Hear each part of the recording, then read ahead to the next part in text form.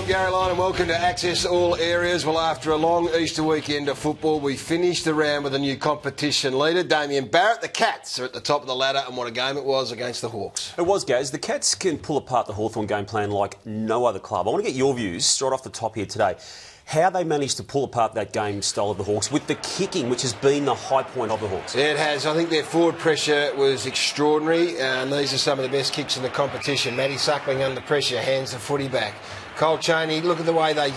So what are they doing here? Corralling them? They get at them. They don't wait, Damo. As soon as the Hawthorn player takes possession, their forwards go at them. And look, some of these players are so skilled and classy with a football in hand. I mean, that's just unlike Hawthorn to be banging the ball long out of their defence. Look at this. Look at Grant Birchall, great ball user. Confronted straight away. Ball gets handed over. And this one here, Joel Selwood, comes... Oh, no, sorry. This one here, Joel Selwood comes from nowhere. Yep. Bang, Chaney under pressure, gets the ball turned over. Why don't other clubs do that then, Gaz? Is it too high maintenance? We haven't got the mental application or the physical capability, one or the other, but it is an extraordinary thing they were able to do to the Hawks. You're Tom Hawkins, Gaz. You'd be very happy about playing against Cole Chaney. Well, look, Cole Chaney, and it's not Cole Chaney's fault, by the way. They needed Gibson to get in and give him a hand. It's group. They talk about group defence. Yep. What Geelong did was isolate as much as they could, and particularly in that last quarter, they were able to get the one-on-ones. And I think you said get Gibson to get in and give him a hand. What about Gibson actually playing on him? Well, I think at some stage in that last quarter, particularly, he kicked 3 last quarter goals. I would have thought that Gibson, the best and fairest winner, may have even taken it upon himself to say, "I'm coming over," because whoever had Gibson, their job was to get him up and out of the area so he couldn't get back and double team Tom Hawkins. So Alistair Clarkson, look, they've got away with it. He's played on Pavlich. This is Cole Chaney, Brown and Carlisle. Hawthorn undefeated, so that would have been the rationale going in. And Lake comes back clearly now next week. Well, you'd think so. Or you would hope he would, given he's had 2 games back in the VFL. There's always a bit of argy-bargy between these two teams. Great respect. I love that. Look at these two hard nuts going at it. Hard as no. Oh, a little left one. That would have put you in hospital, Warrior, but Stevie J stood up. Then the little throat grabbing. Oh, look at Hodgie. Oh, no. And then a little wry smile. And away they went and got back into it. So some nice levity in the midst of what was a bit of a cantankerous sort of an affair between these two sides, and you loved watching it, that's for sure. Hey, another big name, Chris Judd, has blown the hamstring. First game back, 6 minutes back after an Achilles problem. Goes, it doesn't look good. The club's saying 5 weeks. I mean, I find when clubs say 5 weeks, it means 7 or 8, and it could well be that with Judd. But I still have a real problem with him being used as a substitute and then being asked to play that role and this happening so soon after he returns. Yeah, look, it's hard to know, and there are so many theories going around, and all I always say at the end is for someone of Chris Judd's standing in this game, I'm prepared to back him in to say if he was all right.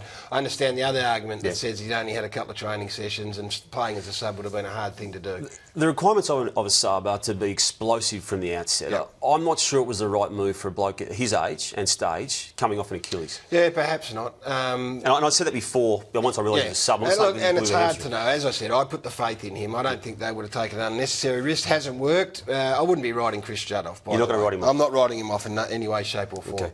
Hey, the Dogs, a couple of defensive lapses which we want to have a look at here. Look, they had 2 players missing, Roughead and Morris, which meant that Tom Young and Tom Williams were going to be the key defenders. This is just Tom Young goes to the wrong player, comes over the back. Henderson got on, he was on fire early, and look, these players aren't used to playing in the key post, and that's Tommy Williams, who's missed a lot of footy. That's just a spoiling error that had to go over the goal line.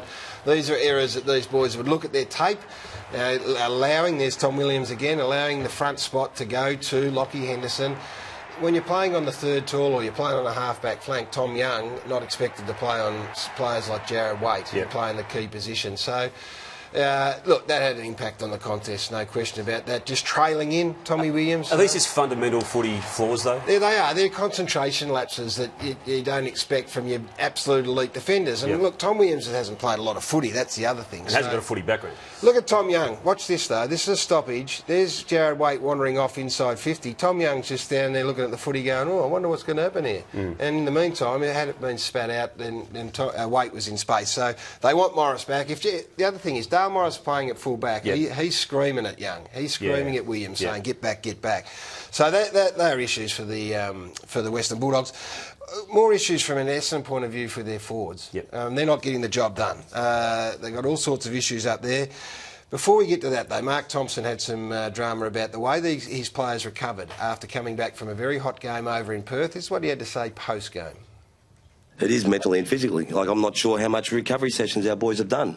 I know that the good players I've had experience with over the years would have done twice as much. And they would have reported, and they would have got more massage, and they would have eaten right and slept well and just done everything right to get themselves to this game so they could, if it got to that point, they could find something to get the team over the line. It's been in the fixture for a long time, so we should have handled it better as a club. That's a new ploy there from Mark Thompson, Gaz. He's actually, it's been a love-in, hasn't it, with him and his players, and now he's questioned them. But look, a couple of players that he's got some real concerns with are the two big forwards, the two young forwards. Just on that, sorry. I like what he's done there. Yeah. Because I reckon Mark Thompson has gone, right, I'm just going to give these ones, put them on notice here. Yep. Because they've been going along okay, everyone thinks they're going okay, and I'm not sure whether he fully believed all of that. But should he have picked it up during the week, though, rather than talk about it in hindsight? I'm not sure. I think it just... reading that, I reckon it's come into his mind, he said, right, I'll give these blokes a whack. And just for the sake of it. I think that's the way he goes, and just he wants to see how they respond. Did Carlisle get a whack for his performance? And maybe Joe Danaher, obviously younger than Carlisle, but it's not working as a forward setup, is it? No, and Matty Lloyd, I always bow to Matty Lloyd when it comes to Essendon matters. He doesn't like it. He thinks that Carlisle's a defender playing forward against his will. Didn't like his performance on the weekend. And Joe Danaher's a young forward that's going to take time. It's not working. Do you see a forward in Carlisle?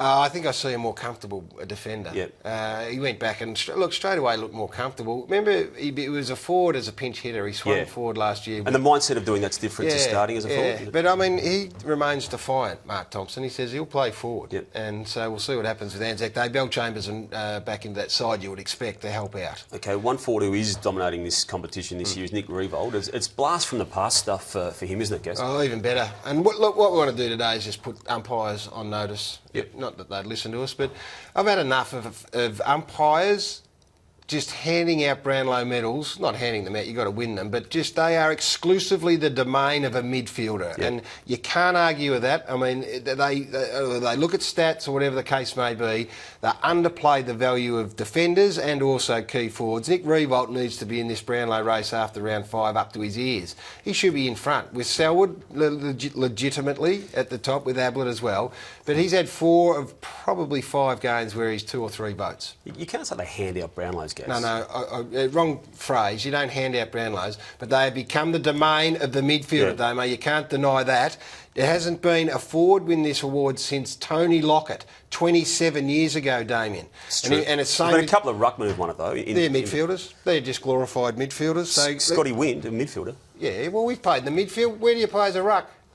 He's a ruckman, Gary, as far as I know, All-Australian ruckman. Right, hey, Jack Watts, you were trying he won't win a Brownlow. Tell us that he was a way over his problems, Gaz, but I reckon some of this we're about to see here is proof that he's got a long way to go still. No, and it's easy to single out Jack as the whipping boy, and that's what people will say, but I just watched this game as an observer in the grandstand, and the frustration, this urgency, Damo, urgency around the footy, is just grit your teeth sort of stuff. And look, in the last quarter there was half a sniff. Look at the scoreline here, just one-on-one out there. You've got to stay in the contest. You can't be doing that sort of stuff. So I don't. Why is he doing this? I don't know. It's in his DNA, and I'm sure every coach he's had has said to him, "You've got to be more urgent around the footy. It's got to be life and death," and it just doesn't appear to be at this stage. You know, I've got serious issues with the match review panel, Gaz. I do it on a weekly basis. Let's just go back to round 2. Fife on Richard Talley.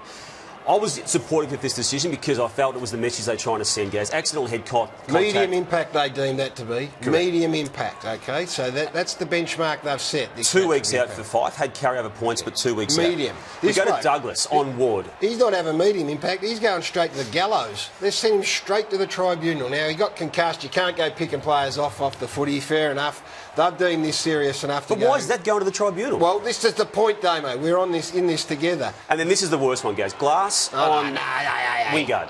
That's low impact. That's just been done. It couldn't have been low impact.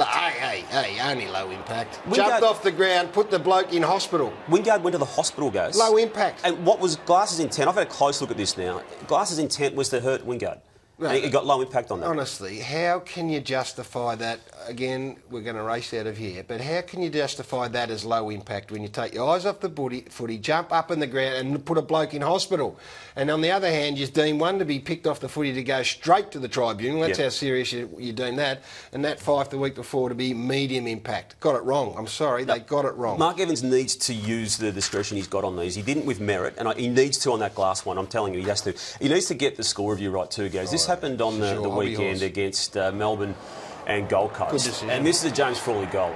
And the umpire, I don't know how he himself hasn't got enough conviction and confidence in his own abilities as a goal umpire to say that's He's got the safety net of the... he said he thought it was a goal, but he wanted to check, and that's what the whole system's about. That's what happens next. It's the problem is it's not a safety net, guys. There's no goal line cameras. Yeah. There's no goal line cameras. And how the person in the box can say that is not touched and for that to be a goal. But one day, a big game is going to be decided by a decision like this. And I just cannot believe we're still talking about this, and as though it's a big deal that we're going to put goal line cameras in at the MCG and Etihad Stadium. Well, it is an ongoing issue, Damien, that I'm holding you responsible for. If you're a footballer, if you're involved in footy, you'd be a boundary umpire, I reckon. Not because you're not a robust man, because you're so fit.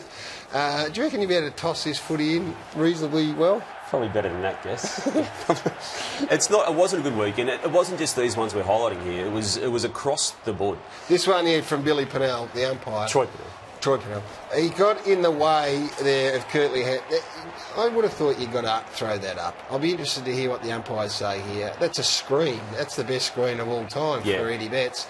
And I would imagine at times you'll get caught up in the wrong position, maybe blow the whistle and ball it up. I would have thought that would be the right call on that occasion. OK, umpire training, boundary umpire training for you. I think there's a future in that for you, Damien Barrett. Thank you very much. We'll be back on our usual day next week, which is a Monday. So enjoy the upcoming Anzac round and we'll see you soon.